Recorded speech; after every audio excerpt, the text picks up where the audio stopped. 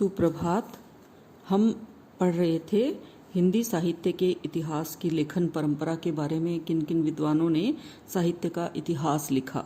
इस कड़ी में हम गारसा द तासी से लेकर के नागरी प्रचारणी सभा द्वारा लिखित जो संपादित साहित्य है, साहित्य का इतिहास है, वहाँ तक हम पढ़ चुके। इस बीच हमने विभिन्न विद्वानों के साहित्य के इतिहासों को पढ़ा। आज हम बात करेंगे डॉक्टर धीरेन्द्र वर्मा की। डॉक्टर धीरेन्द्र वर्मा ने संपादन किया था हिंदी साहित्य नाम से पुस्तक को, जिसमें विभिन्न विद्वानों के सहयोग से पुस्तक लिखी थी और साहित्य का इतिहास लिखा। इस इतिहास की क्या विशेषता है कि इसमें साहित्य को 3 कालों में बांटा गया है, आदिकाल, मध्यकाल और आधुनिक काल। इन 3 कालों में विभक्त करते हुए प्रत्येक काल की काव्य परंपरा का विवरण अविच्छिन्न रूप में प्रस्तुत किया गया है। जहां नागरी प्रचारिणी सभा द्वारा नियोजित इतिहास में आचार्य शुक्ल के इतिहास की रूपरेखा को ही अधिक ध्यान में रखा गया है, यानी इसमें शुक्ल जी के साहित्य के इतिहास को ही आधार माना गया था, लेकिन यहाँ थोड़ा स्वतंत्र रूप से काम किया गया है, केवल वो उसी को पुनरावृत्ति नहीं की गई है। यही कारण है कि इसमें हम रासो काव्य परंपरा जैसी नई काव्य परंपरा को भी स्थापित करते हैं। आपने देखा होगा जितनी भी विद्वानों ने साहित्य लेखन किया है उसमें कुछ एक नई चीज मिल जाती है। तो वैसे ही इस धीरेन्द्र वर्मा द्वारा संपादित जो ये साहित्य का इतिहास है, इसमें रासो काव्य परंपरा दिखाई देती है, इसको स्थापित किया गया है। पर साथ ही इसमें कुछ दोष भी हैं, जैसे विभिन्न अध्यायों में विभिन्न लेखकों के इतिहास लेखन की विभिन्न दृष्टियों और पद्धतियों का इसमें उपयोग किया गया है, जिसमें एक रूपता, अन्विति और संश्लेषण का अभाव दिखाई देता है।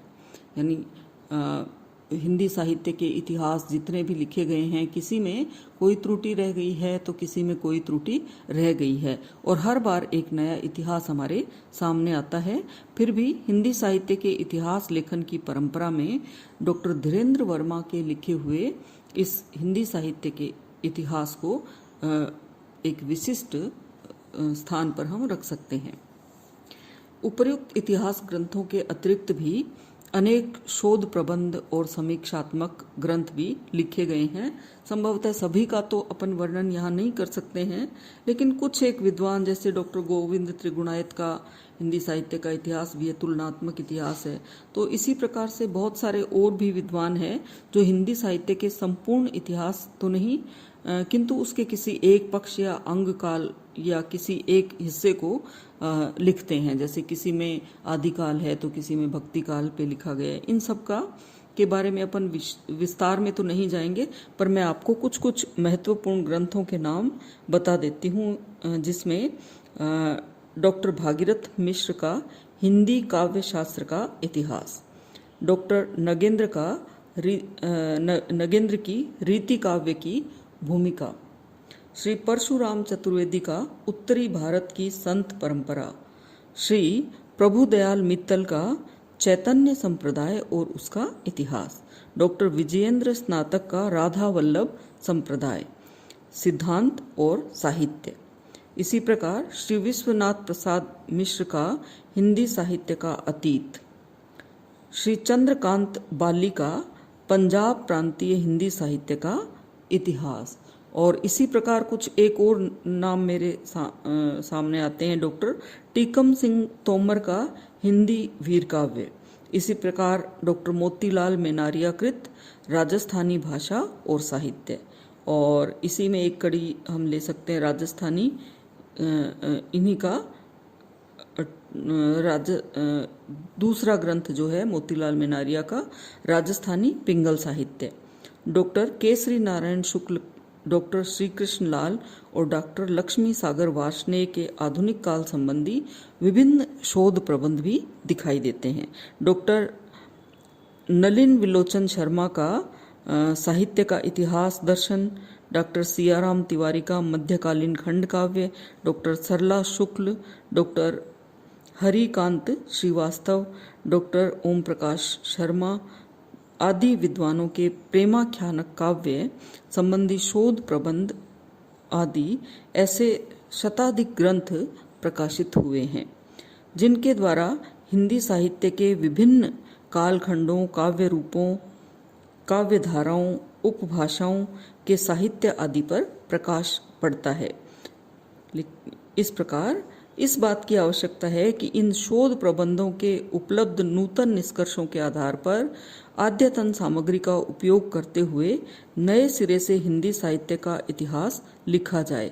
ऐसा करने के लिए आचार्य शुक्ल द्वारा स्थापित जो कि ढांचा है, मानदंड है, उसमें बहुत सारे परिवर्तन भी करने पड़ेंगे, क्योंकि वह उस सामग्री पर आधारित है जो आज से 40 से 50 वर्ष पूर्व उपलब्ध थी, जबकि इस बीच बहुत सी नई सामग्री प्रकाश में आ गई। बहुत सारे ग्रंथ भी सामने आ गए, शोध हुए बहुत सारे।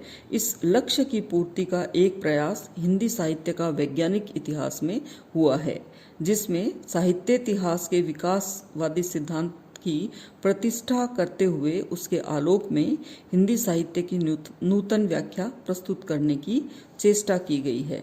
इस प्रकार गारसा दत्तासी से लेकर अब तक की परंपरा के संक्षिप्त सर्वेक्षण से यह हम भली भांति कह सकते हैं, यह स्पष्ट होता है कि लगभग एक शताब्दी की ही अवधि में हिंदी साहित्य का इतिहास लेखन अनेक दृष्टियों, रूपों और पद्धतियों का आकलन और समन्वय करता हुआ संतोषजनक प्रगति कर गया है। इतना ही नहीं, हमारे लेखकों ने न केवल विश्व इतिहास दर्शन के बहुमान्य सिद्धांतों और प्रयोगों को अंगीकृत किया है, अपितु उन्होंने ऐसे नए सिद्धांतों को भी प्रस्तुत किया है जिनका सम्यक मूल्यांकन होने पर अन्य भाषाओं के इतिहासकार भी उनका अनुसरण कर सकते हैं।